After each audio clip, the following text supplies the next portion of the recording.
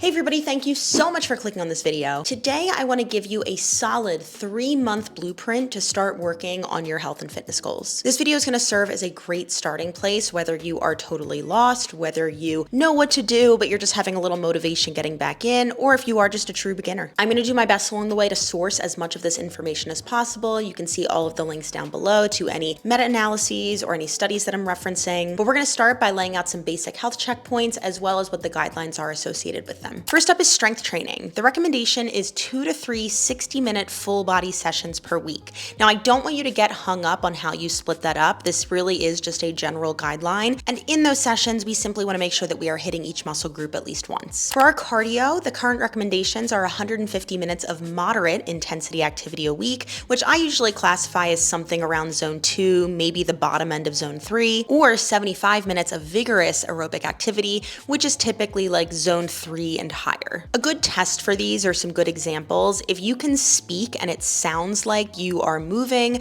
but you can make full sentences, that's going to be more moderate, so more of your zone 2. If you have to breathe in between almost every word, that's going to be vigorous. For our daily movement, aka steps, we want to be hitting 7,000 to 8,000 steps on average daily. Yes, the steps that occur in your workouts do count toward this. Yes, if you do something like cycling that doesn't necessarily count your steps, that does count toward your daily movement. Once again, don't get hung up on the specifics. The goal here is just making sure that we are moving throughout our day. And steps just happens to be a great way to measure that. For nutrition, we want to be prioritizing minimally processed foods with an adequate ratio of macro and micronutrients. We're going to talk about where to focus based on your goals and your starting point once we get into the implementation, so don't get too hung up on this quite yet. And then finally, we're going to look at sleep. Ideally, we are getting 7 to 9 quality hours of sleep each night, and I do find that this is vastly underrated when people are setting goals and looking at their overall health. Remember that your body cannot adapt to all of the work that you do during the day if you're not sleeping, aka recovering well. All right, there's a lot of things to think about. I know that can feel really overwhelming, so let's talk about implementation. We're not only going to go through 3 months of mapping out how you can set specific goals, how you can make them sustainable, but I am going to make up an imaginary person and we're going to actually set goals for them along the way. I do feel like we can talk about this all day, but until you actually see some examples in action, it's not going to be as clear how you can actually implement this in your life. So let's start with strength training. First, what's your starting point? Are you starting from nothing? Great. We're going to aim to get 1 strength training session in a week. Now, I understand that the guidelines are 2 to 3, so in your brain, you probably just want to jump right up to that 2 to 3 number. If we go from 0 to 100%, we are not going to be able to sustain that, or at least studies have shown that you are less likely to sustain those overambitious goals. We want to start small. Think of it like a snowball rolling down a hill. We want to add and add and add so it does not feel like you're overhauling your entire life. Now, same thing goes for maybe your starting point is 2. Do you want to add in a 3rd? Does that fit in your schedule? Is that even something that you need to be doing? With some solid programming, you can absolutely just get in 2 full body strength sessions a week and be great. Now, in terms of what you're choosing with your strength work, I don't want you to worry about optimal when you're just starting out. I just want you to choose something that gets you excited to show up. Is it a specific coach? Is it a type of workout? Is it a music theme associated with the workout? You are far more likely to adhere to something if you actually enjoy it. So as you're starting to set a habit, don't worry about the optimal glute workout, the optimal workout split. It quite literally does not matter. Form the habit with something you enjoy. We can come back to optimization if we need to. Now, how are we actually going to implement this, right? Like, we know what we're doing. How do we get ourselves to do it? I recently made an entire video all about motivation, which was really just a video about discipline. And I show you behind the scenes of how I map out different systems throughout my week to actually consistently hit my goals. So if you want to know a little bit more about that, definitely check out that video. But the basic guideline here is you got to map it out, right? So first, when are you going to do these workouts? How are you going to get yourself there? Are you doing it at home? Are you doing it at the gym? Do you need to set out your clothes? What time do you need to wake up in the morning? Is it at the end of the day? Do you need to change into your workout clothes when you're still at the office so you have less of an urge to just skip it and go home? Identify obstacles that might come up along the way. These are all of the things we want to think about, which are very specific to your life to make this habit actually stick. Let's move into cardio. We're going to start with the same question. What's your starting point? Are you doing 0 cardio? Let's try to get in 30 minutes of cardio a week to start. Are you doing 30 minutes? Let's try and add in a second 30-minute session a week. Again, you kind of see where we're going here in terms of starting point, bite off a little bit. Then I'm gonna ask you what you enjoy. Personally, I think cardio is a little annoying. It's just uncomfortable. It doesn't fit well like in my brain. I get very bored. I get very like anxious during cardio. So I try to pick something that is tolerable enough that I kind of enjoy it. Great. We're just being real here. Like, you're not always gonna like doing these things, but again, you have to weigh the risk versus reward. If you want the benefits of all of these things, you have to actually do them. I don't know, big girl talk right here. Sometimes you gotta be an adult, right? So anyway, some examples of things that I do that I actually enjoy. I like dancing. I like brisk walks. I actually don't mind incline treadmill walks. I find that if I give myself a task to do, whether it's listen to my favorite podcast, a YouTube video, maybe some studying, or even I've been trying to do my cardio on Fridays where on Instagram I do answer questions from all of you. So that always helps the time go by a little bit quicker. And then I also really love taking group classes, which are typically a little bit more aerobically driven. Now, if you are starting at absolutely nothing, I wouldn't stress about this goal too much right at the top, because I find that if you are starting from nothing, you're gonna be crossing off some of your cardio recommendations in your formal workouts. And there's gonna be crossover with other pillars like steps, which we're gonna talk about next. Remember, we just don't wanna bite off more than we can chew in month one, on day one, right at the beginning. Moving into our steps, once again, I'm gonna ask you, what's your starting point? I would recommend, again, adding in slowly. What I'm gonna say to do first, if you do have something that counts your steps, take your weekly average. Are you hitting that 7,000 to 8,000 steps a day on average? If you are, amazing. We don't really need to implement anything new here, right? If you're not, let's maybe up our step goal just a hair, maybe by 500, 1,000 steps on average for the week. And then again, map out how are we going to do that? Are we gonna get up 30 minutes earlier and go for a walk?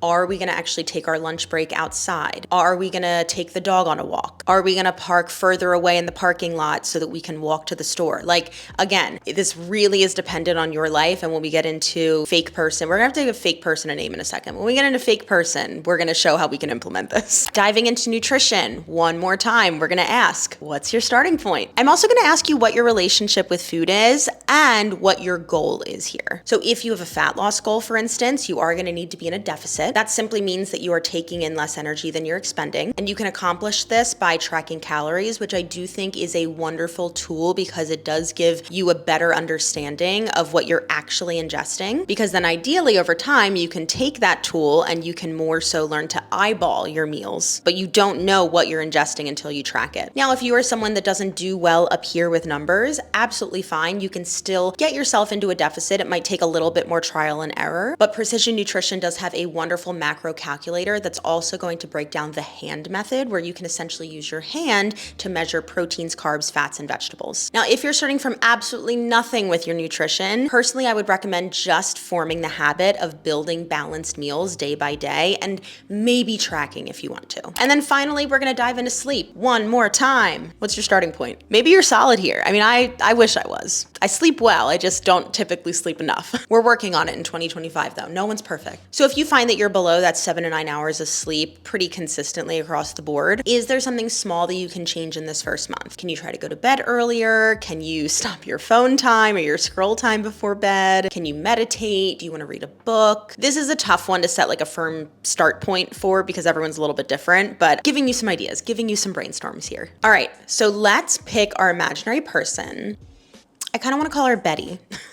Betty, welcome to the chat. Betty is our imaginary person. Let's paint a picture. Betty does not work out, and she only hits about 4,000 steps a day. She relies on takeout a lot for her meals because she has a very busy schedule, and she does not sleep well because she finds herself doom scrolling on TikTok at the end of the night. Betty, let's set some goals, baby. Starting with strength. So in this first month, I'm gonna ask Betty just to get in one strength workout a week. Again, we kind of already talked about what to do, how to get that in. That's gonna be up to you, depending on your schedule, your enjoyment, your environment, what you actually do. But we're just gonna set that goal, one strength workout a week. Super, super achievable. For cardio, I am gonna ask her to get in one cardio workout a week. Now, before you're like, ooh, that sounds like a big jump. Now we're doing 2 workouts a week all of a sudden. Hang tight, because remember I said that cardio overlaps with some other things. So that other thing could potentially be our steps. Because Betty is not doing really any workouts right now and her step count is so low, I'm gonna assume that her aerobic base is fairly low. So I'm gonna challenge her to add 1,000 steps to her daily average across the week and try to hit 5,000 steps a day on average. So one of the actionable ways that she can actually do this and also cross off her cardio goal is going to be maybe a 30-minute incline walk. Maybe it's going to be just to go on a brisk walk outside. That can absolutely check off the steps goal as well as the cardio goal. And again, I'm making some assumptions about her aerobic base, where her zone 2 is. For nutrition, the only thing I'm going to ask her to do is try to prioritize balanced meals. One of the ways that I would probably troubleshoot this with her is making more of your meals at home. You are going to drastically improve the control you have over what you're eating by simply making more of your meals at home. And again, we would strategize how we would actually do this. And then finally with sleep, I am going to say no scrolling in bed. You can scroll on the couch before you make your way to the bed, but the phone does not come with you on the TikTok. So that's pretty simple, right? That might not seem like a big dent, but right there, that's our base. That's our baseline. And that's what we want to set up in month 1. Let's talk about month 2. So hopefully in month 1, you have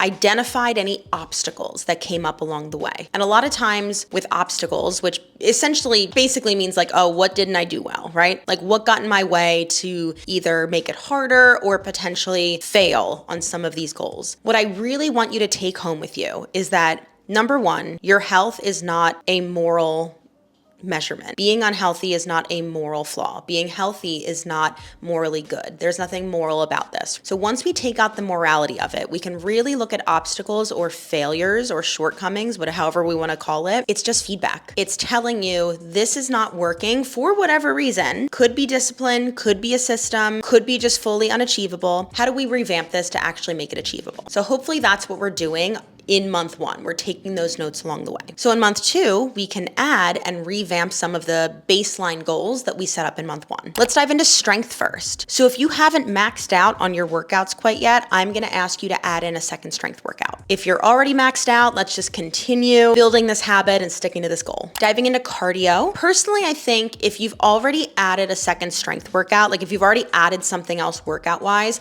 I would just stick with the cardio that you're already doing. Again, we don't want to be adding too many things at once because then it's going to feel overwhelming. But on the flip side, if you're already maxed out on your strength work, maybe we do consider bumping up the cardio a bit. Again, if you're not already hitting the recommendations that we set up in the beginning of the video. For our steps, we're going to look at our average. Did we hit our goal? If the answer is yes, and we're still under the recommendations, let's add a little bit more. Let's brainstorm together. How do we actually get that in? If the answer is no, we did not hit that goal from month 1, again, we're going to look at our obstacles, look at what didn't work, and we're going to revamp how do we actually get these things in and commit to it. We do not want to progress a goal if we have not hit the first step of it. Diving into our nutrition, again, were you consistent with the goal we set up in month 1? If you were, and again, that first thing that I recommended for most people across the board was just prioritizing balanced meals, maybe tracking. Let's say you're not tracking, maybe you start that a little bit more, whether it is the hand method or whether it is actually tracking your calories. You could also consider tracking something else like protein or fiber. For protein, the current recommendation